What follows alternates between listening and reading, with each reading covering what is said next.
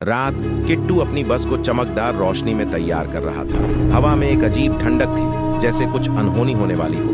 तभी एक रहस्यमय आदमी लंबी काली टोपी और चेहरे पर अंधेरा छाए बस के पास आया। उसकी आंखें लाल थीं, जैसे वे अंदर से जल रही हों। मुझे मौत के स्टेशन तक जाना है, उस आदमी ने धीमी गूंजती आवाज में कहा। किट्टू के कान खड़े हो गए।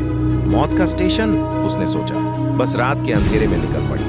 सड़कें सुनसान थीं और खिड़कियों के बाहर घना कोहरा फैल रहा था। जैसे ही बस ने एक पुराने पुल को पार किया, बस के अंदर की लाइटें टिमटिमाने लगीं। पीछे की सीटों पर बैठे यात्रियों के चेहरे धीरे धीरे बदलने लगे। वे अब इंसान नहीं थे। उनके चेहरों पर जिंदा सड़ती त्वचा, खाली आंखें और फटे हुए कपड़े थे।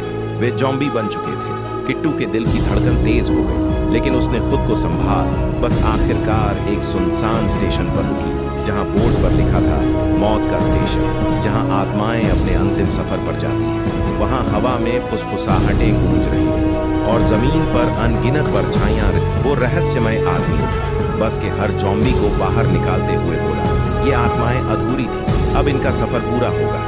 किट्टू समझ गया कि उसकी बस केवल एक साधारण वाहन नहीं थी, ये उन आत्माओं को उनके अंतिम गंतव्य तक पहुंचाने का माध्यम थी। जैसे ही किट्टू बस से बाहर निकला, जमीन उसके पैरों के नीचे दरकने लगी, लेकिन किट्टू डरा नहीं। उसने अपनी सफेद चमकीली पूंछ को हवा में लहराया और उसकी आंखों से तेज रोशनी निकली। वो रोशनी इतनी शक्तिशाली थी कि जमीन हिलने लगी और ज़ॉम्बीज़ की आत्माएं शांति से मुक्त हो गई। रहस्यमय आदमी ने मुस्कुराकर कहा, तुम सिर्फ एक ड्राइवर नहीं हो किट्टू, तुम रूहों के रक्षक हो। सुबह हुई। किट्टू ने फिर से अपनी बस को साफ किया, लेकिन इस बार उसकी आंखों में डर नहीं था, बल्कि एक नई समझ और साहस था। जैसे ही वह तैयार हुआ, एक और परछाई धीरे धीरे बस के पास आई और बोली, क्या ये बस खोई हुई आत्माओं के लिए है?